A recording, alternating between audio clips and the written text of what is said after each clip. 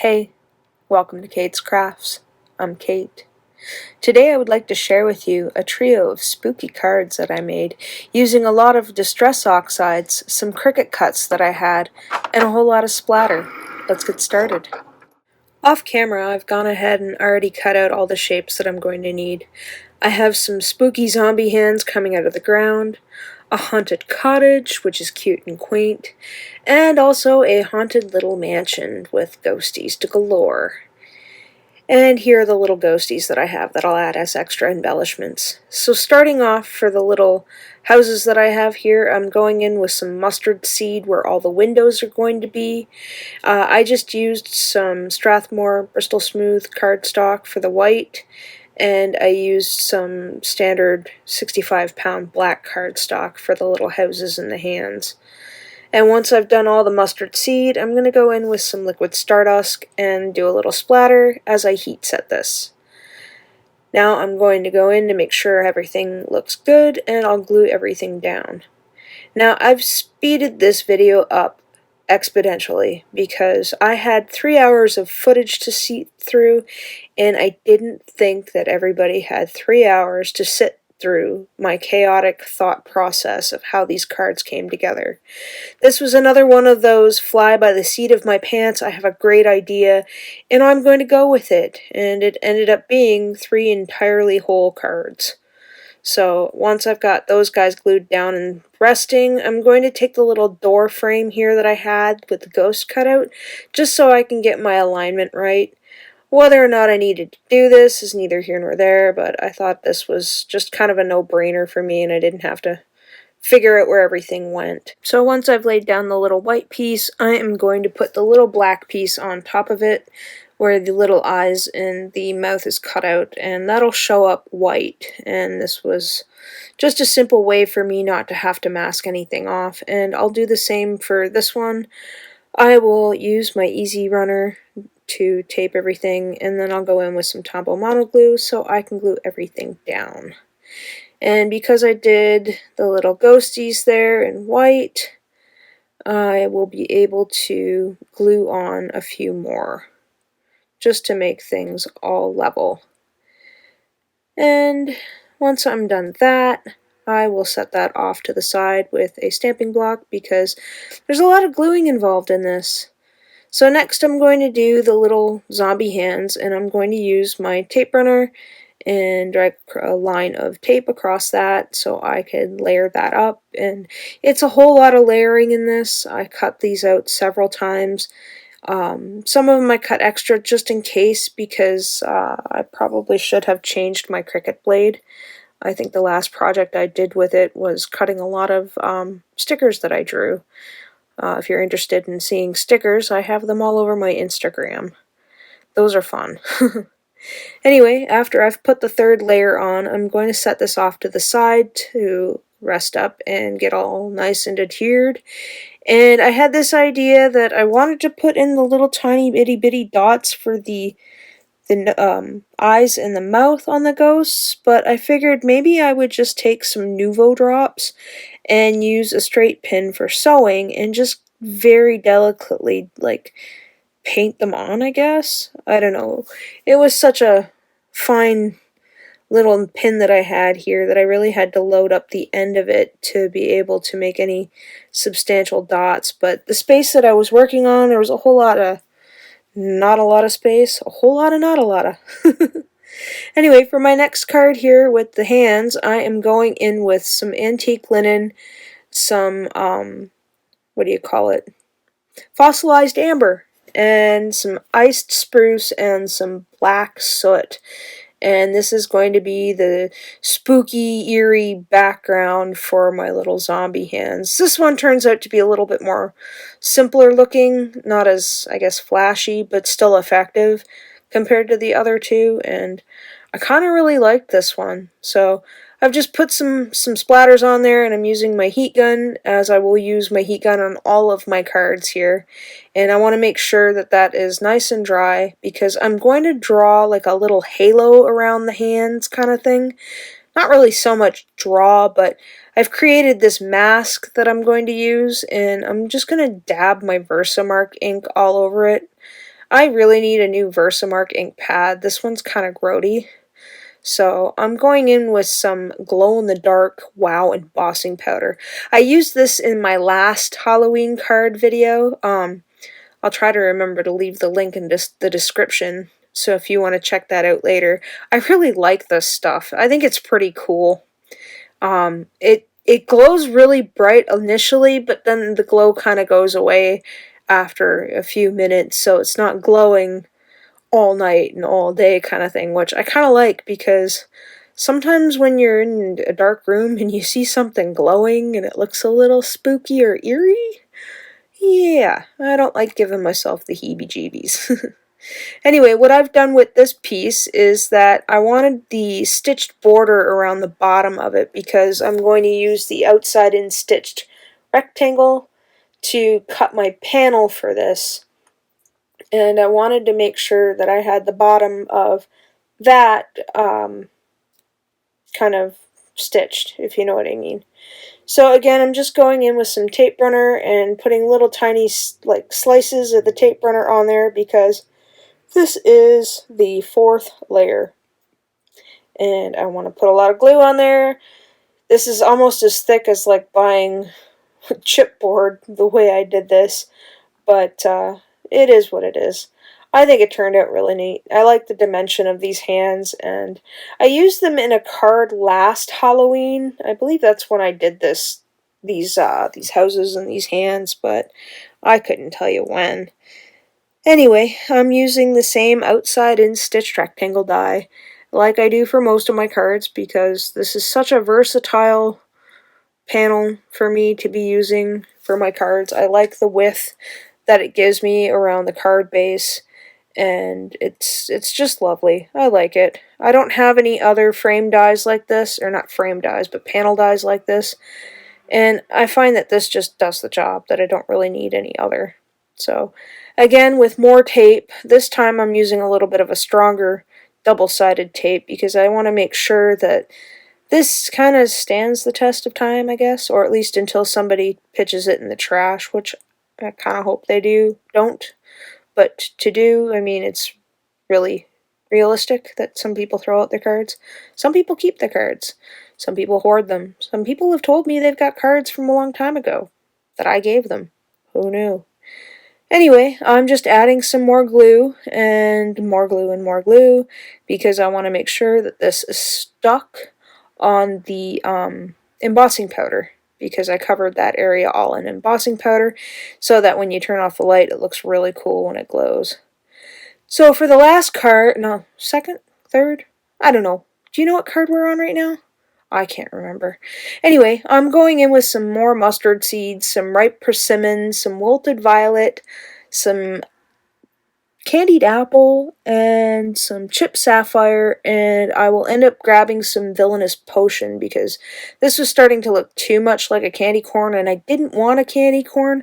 I kind of wanted a spooky sunset, and I was looking up color palettes on Pinterest.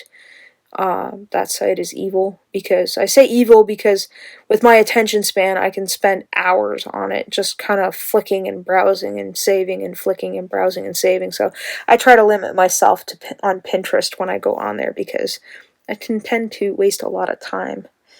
Anyway, I'm going in with some FineTec Iridescent watercolors. I'm finding that buying this palette has really proven its worth to me, because I do use it on a lot of cards, and I really like it. Oh, and that was some white pigment ink by Craftsmart, just to kind of give it more of a starry sky look. And again, I have another Lawn Fawn panel here, but this is just the frame. So I'm going to take the inside and figure out what I'm going to do with it. And I end up cutting that panel down with the simple Hillside stitched border die, I think it is, for Slimline. And I'm going to mark out a dud that I didn't quite cut all the way with the frame, so that way I can have it level going around my little house.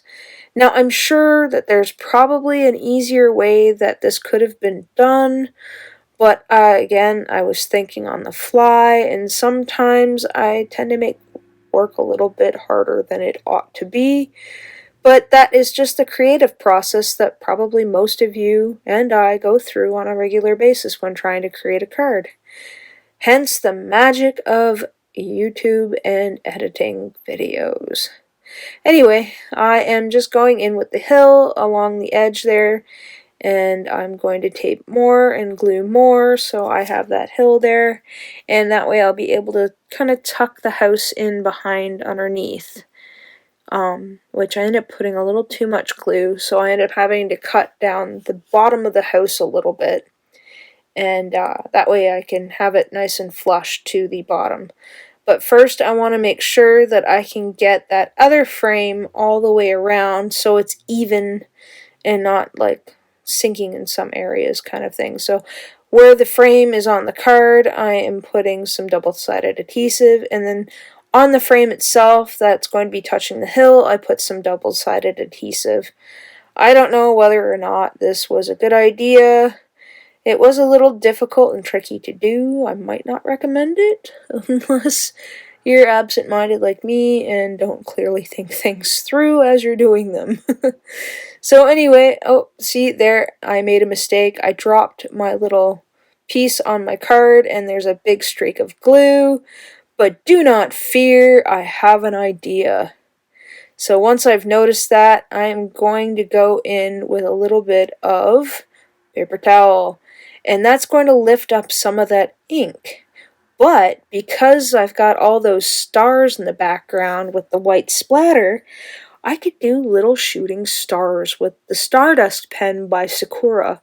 So again, I'm going to take that pin that I was using and just drag a little bit of water, like a thin stream of water across all that, and pick that up with that same piece of paper towel, and then go over those spots that I made to kind of hide my mistake or make my mistake look like it was on purpose and make it look like shooting stars in the background. So, little tidbit, if you drop something like that, see if you can turn it into a night sky that's with shooting stars.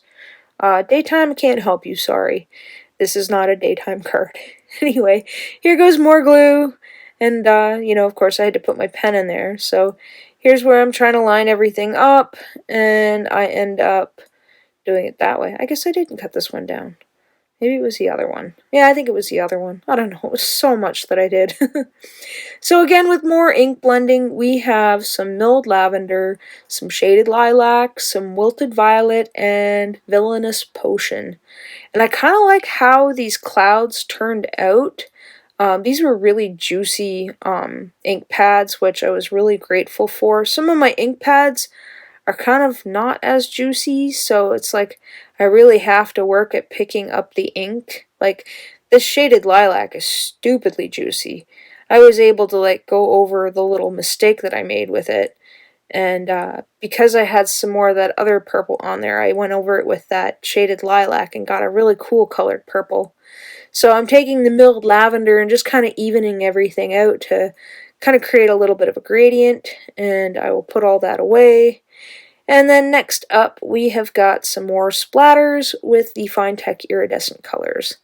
So I've gone in a bit with the green and the blue, and I'm going to splatter that all over the place. And again, with my super dried out black acrylic paint, because black acrylic paint just looks really cool and splatters on night skies like this. And here I'm just taking my black Copic marker and I'm going around the white edges just to kind of hide the fact that I used white paper. And I think this is the one that I trimmed down the bottom. I think that's the one. I got confused. There was so much going on. I kind of lost track of what I was doing. So here I'm just kind of tucking it behind, and I go and cut that off camera. And because that's so thick at the bottom, and the 65-pound cardstock and the Strathmore Bristol Smooth cardstock that I used is so thick that I ended up going in there with a craft knife, or whatever you call them. X-Acto blade? I don't know what they're called. Craft knife, we'll go with that. And I had to trim that down. So here I'm just trying to figure out, do I tuck it in? Do I not? And this is where I end up with the pencil and the scissors. I completely forgot which one it was. I apologize. So once I'm happy with that, I'll be able to add more glue, add more tape, and adhere that to my card panel and make sure everything's got glue on it, because this is a little bit heavier than regular paper. I believe it's 2 layers. Yes. So once that's down, I will bring out the rest of the ghosties, and I am going to I'm going to put them away. That's what I'm going to do. I'm going to trim this down because I can't put it on a cardstock or a card base if it's not completely trimmed down. So I'm just using the frame that I put on the card panel as a guide to where I need to cut it. And once I'm happy with that, I will take a pair of scissors and just kind of give it a little bit of haircut. That way I'm satisfied with that. And I'll set those little bits off to the side. And I figured since I had the Sakura pen out, maybe I should make a little cobblestone sidewalk to go up to the spooky house. And I don't know, I thought that was kind of cute. I'll end up putting some spooky ghosts all over the place here, but I'm going to use a little bit of foam tape to kind of prop them up. That way it'll give it a little bit more dimension, like it's coming out of the house and it's a little bit closer to the viewer's eye than the rest. So once I've added in all the rest of the ghosts and I've tossed on a few sentiments and put a little bit more of the Sakura sparkly stuff on there, I am all done my cards. Which one was your favorite? Personally, I think they were all great.